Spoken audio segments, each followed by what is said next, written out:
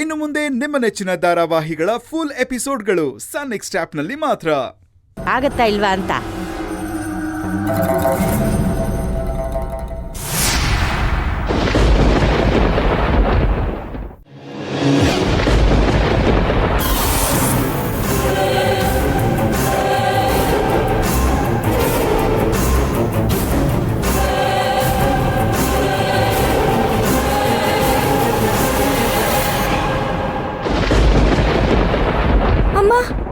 ಅಮ್ಮ ಪಾಪು ಎಲ್ಲಿ?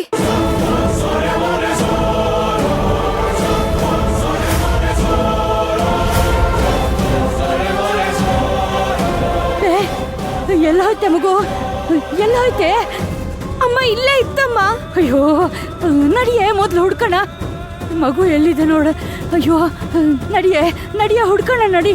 ಅಯ್ಯೋ ಎಲ್ಲೋಯ್ತಪ್ಪ.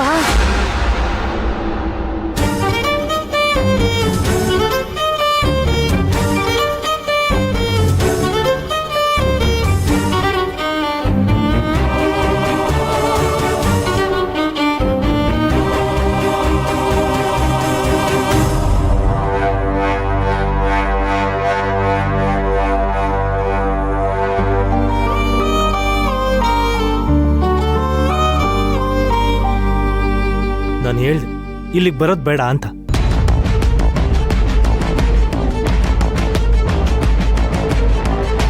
ನನ್ನ ಮಾತು ನೀವೆಲ್ಲಿ ಕೇಳ್ತೀರ?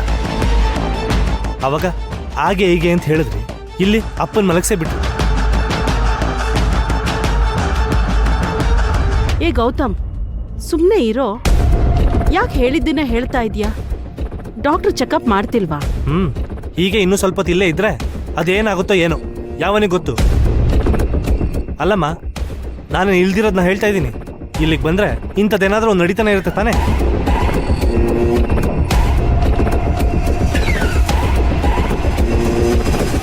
ಗೌತಮ್, ನೀನ್ ಈ ರೀತಿ ಎಲ್ಲ ಮಾತಾಡೋದ್ರಿಂದ ಇವ್ರ ಮನ್ಸಿಗೆಲ್ಲ ನೋವಾಗಲ್ವೇನೋ? ಇವ್ರಿಗೆ ನೋವಾಗತ್ತೆ ಅಂತ ನಾನ್ ಸತ್ಯ ಹೇಳ್ದೆ ಇರಕ್ಕಾಗತ್ತಾ? ಇವರು ಆ ಪೂಜೆ ಇದೆ, ಈ ಪುನಸ್ಕಾರ ಇದೆ, ಹಬ್ಬ ಇದೆ, ಹರಿದಿನ ಇದೆ ಅಂತ ಕರೀತಾ ಇರ್ತಾರೆ. ನಾವು ಇವ್ರು ಕರೆಯೋದನ್ನೇ ಕಾಯ್ತಾ ಕೂತಿದ್ದೀವೇನೋ ಅನ್ನೋ ತರ ಕರೆದ ತಕ್ಷಣ ಓಡ್ ಬಂದ್ಬಿಡ್ತೀವಿ.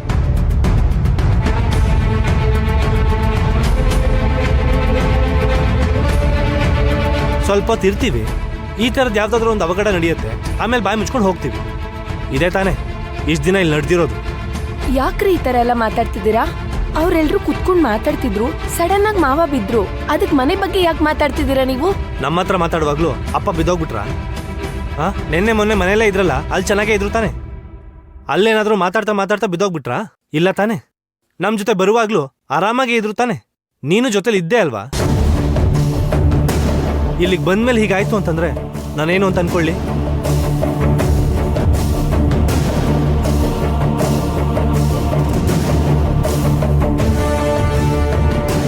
ಯಾವ ಚಿಕ್ಕ ಮಗು ಹೇಳಿದ್ರು ಅರ್ಥ ಆಗುತ್ತೆ ಇಲ್ಲೇ ಏನೋ ಆಗಿದೆ ಅಂತ. ಅಂದ್ರೆ ನಿಮ್ ಮಾತಿನ ಅರ್ಥ ಏನು?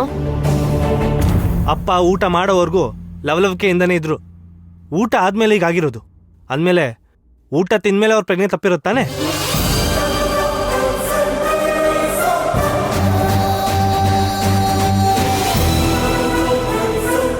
ಗೌತಮ್, ಏನ್ ಮಾತು ಅಂತ ಆಡ್ತಾ ಇದ್ದೀರಾ?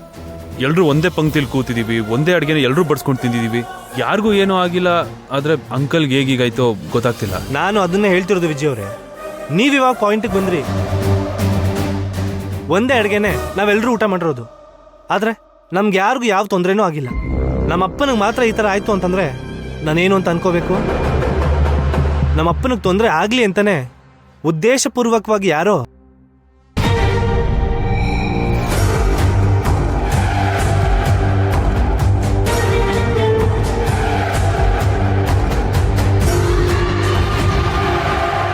ಹೇಳಿ ಗೌತಮ್ ಅವರೇ, ಮುಂದಕ್ಕೆ ಹೇಳಿ. ನಿಮ್ಮ ಬಗ್ಗೆ ಇಲ್ಲಿ ಯಾರಿಗೂ ದ್ವೇಷ ಇಲ್ಲ. ಹಾಗಿದ್ಮೇಲೆ ನಿಮ್ಮ ತಂದೆಯವ್ರ ಬಗ್ಗೆ ಯಾರಿಲ್ಲಿ ಕೇಳಿ ಬಯಸ್ತಾರೆ? ಯಾರು ಏನು ಎತ್ತ ಅಂತ ನನಗೇನು ಗೊತ್ತಾಗುತ್ತೆ ಮುರಳಿ ಅವರೇ? ನಾನೇನು ಜ್ಯೋತಿಷಿನ? ಇವ್ರು ಹೀಗೆ ಮಾಡಿದ್ದಾರೆ, ಅವ್ರು ಹಾಗೆ ಮಾಡಿದ್ದಾರೆ ಅಂತ ಹೇಳೋದಕ್ಕೆ ನನಗೇನು ದಿವ್ಯ ದೃಷ್ಟಿ ಇದೆಯಾ? ನನಗನ್ನಿಸ್ತಿರೋದಿಷ್ಟೇ, ನನಗಾಗ್ದಿರೋರು ಯಾರೋ ನನ್ನ ಮೇಲಿನ ದ್ವೇಷಕ್ಕೆ ನಮ್ಮಪ್ಪನ ಮೇಲೆ ಸೇಡ್ ತೀರಿಸ್ಕೊಂಡಿದ್ದಾರೆ ಅಂತ.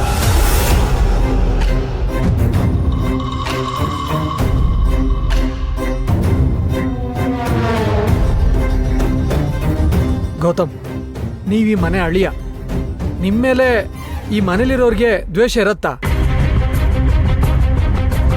ನೋಡಿ, ಇಲ್ಲಿ ಸಮಸ್ಯೆಗೆ ಹೆಗಲು ಕೊಡೋರಿದ್ದಾರೆ ಹೊರತು ಸಮಸ್ಯೆ ಆಗೋರು ಯಾರೂ ಇಲ್ಲ.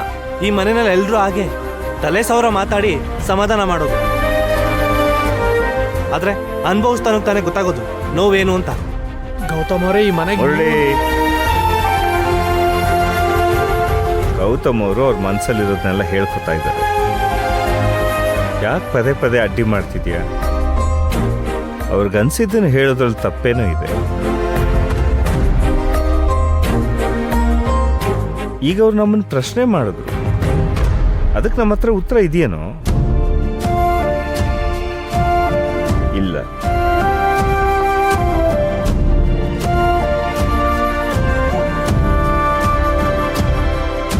ನಮ್ಮ ತಂದೆ ಇಲ್ಲಿಗೆ ಬರೋಕ್ ಮುಂಚೆ ಚೆನ್ನಾಗಿದ್ರು, ಇಲ್ಲಿಗೆ ಬಂದ್ಮೇಲೂ ಚೆನ್ನಾಗೇ ಇದ್ರು. ಆದ್ರೆ ಈಗ ಹಾಗಾಯ್ತಲ್ಲ, ಯಾಕೆ ಅಂತ ಕೇಳಿದ್ರು.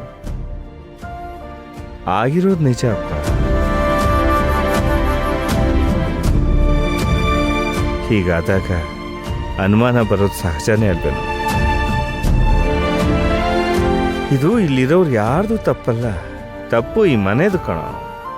ಹೀಗೇನಾದ್ರೂ ಒಂದು ಕಳಂಕ ಹೊತ್ಕೊಳ್ಳೋದಕ್ಕೆ ಈ ಮನೆ ಕಾಯ್ತಾ ಇರುತ್ತೆ.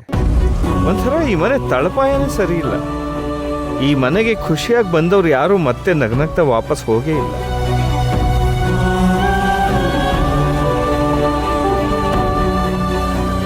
ಈಗ ನಾನು ಏನೇ ಹೇಳಿದ್ರು ಸಮರ್ಥನೆ ಆಗುತ್ತೆ, ಸಮಾಧಾನ ಆಗಲ್ಲ.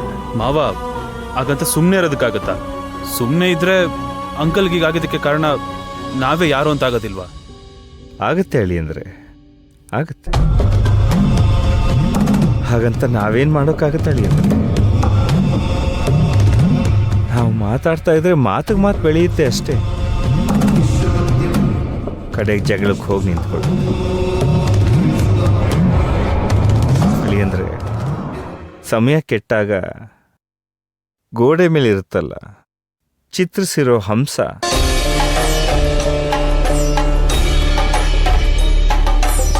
ಅದು ಮುತ್ತಿನ ಹಾರನ ನುಂಗ್ಬಿಡುತ್ತಂತೆ. ಈಗ ನನ್ನ ಸಮಯ ಕೆಟ್ಟಿದೆ, ಏನೂ ಮಾಡೋಕ್ಕಾಗಲ್ಲ.